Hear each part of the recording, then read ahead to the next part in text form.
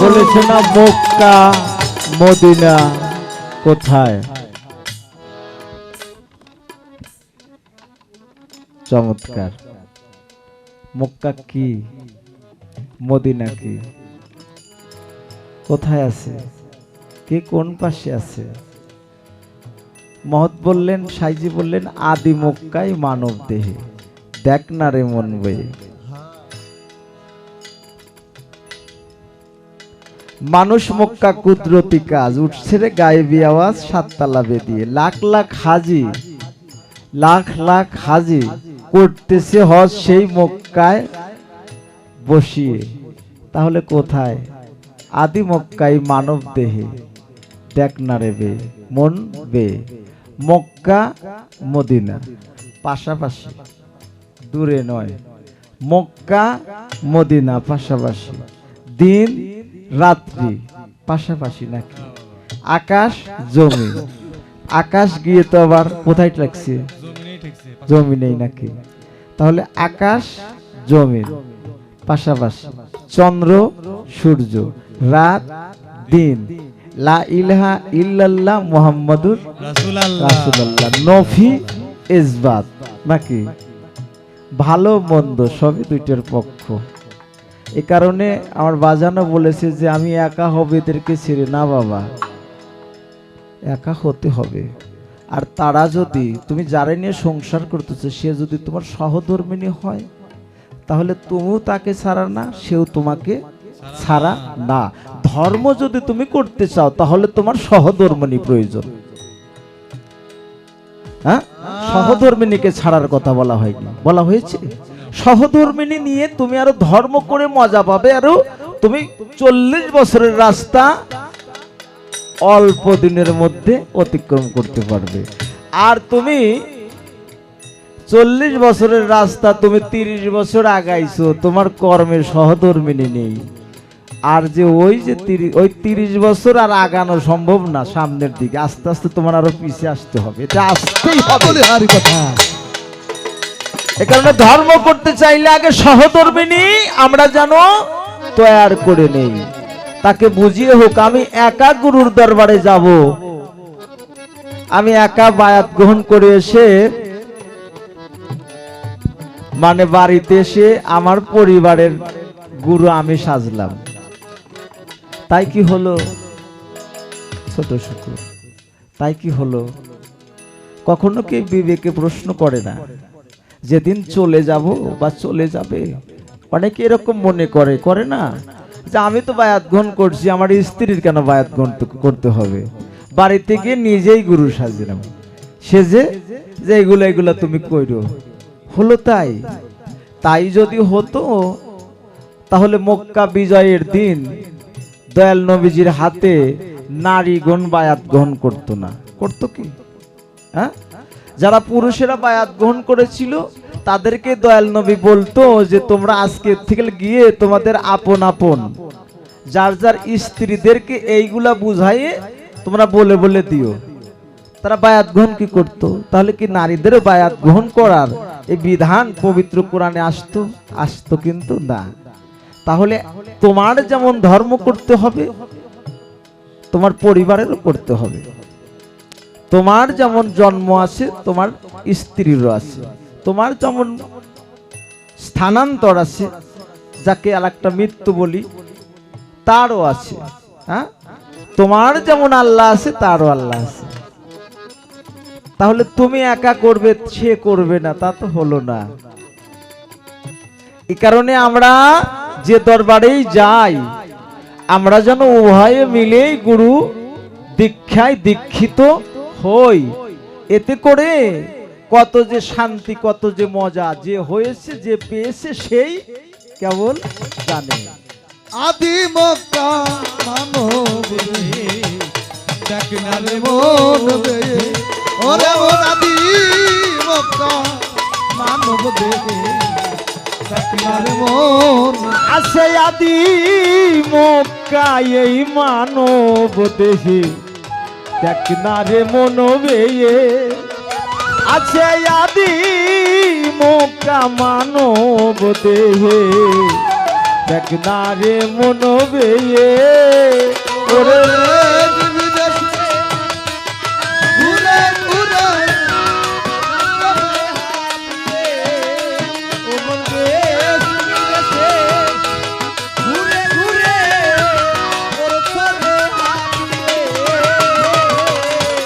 আদি মক্কা মানব দেহে আর মন বেয়ে ওরে মন আদি মক্কা মানব বেয়ে আসরে মন বেয়ে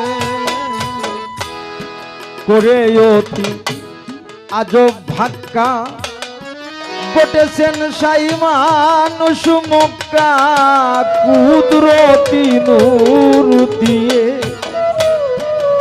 করে অতি আজব ভাক্কা ঘটেছেন সাই মানুষ মক্কা কুদরতি নূর দিয়ে ওরে চার দ্বারে চার নুরি আমাম মধ্যে সাই বসিয়ে আছে চার দ্বারে চার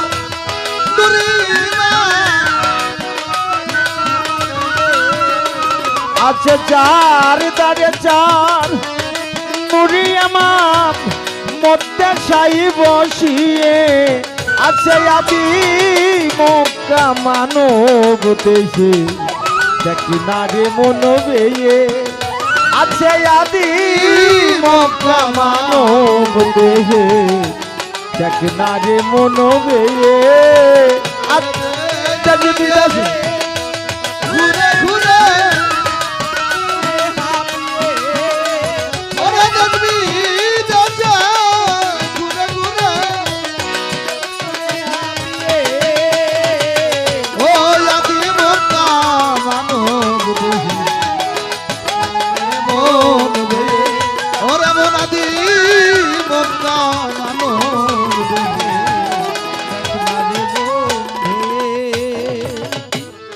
তিল পরিমাণ জায়গার উপর ঘটেছে সাই আজব শহর মানুষ মক্কায়ে তিল পরিমাণ জায়গার উপর ঘটেছেন সাই আজব শহর মানুষ মক্কায়ে আছে সিং দরজায় একজন দাঁড়ি নিদিরাতে কি হয়ে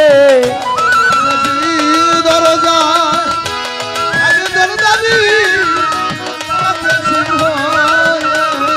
আছে সিং দরজায়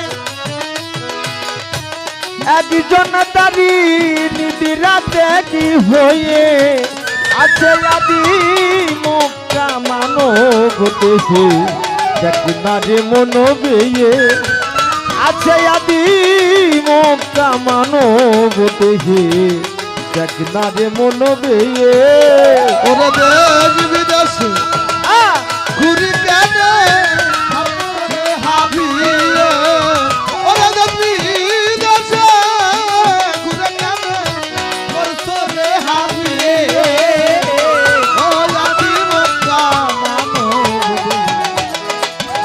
মন ভেয়ে ওরে মন আদি মক্কা মানব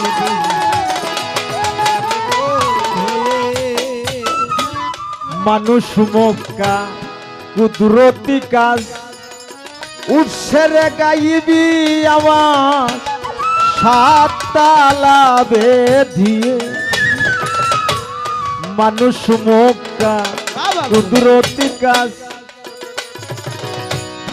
উঠছে রে গাইবি আওয়াজ সাত তালা বেধিয়ে ওরে লাখ লাখ হাজি করতাছে হজ সেই মক্কায় বসিয়ে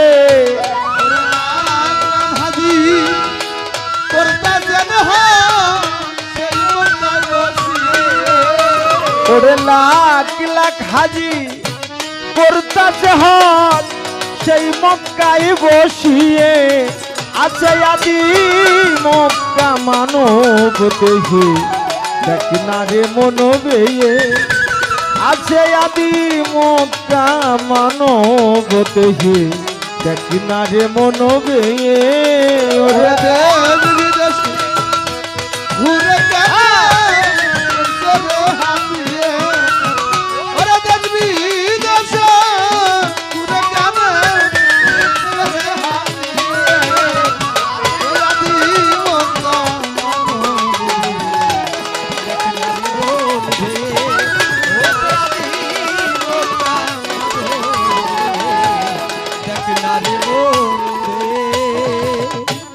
দশ দুয়ারি মানুষ মক্কা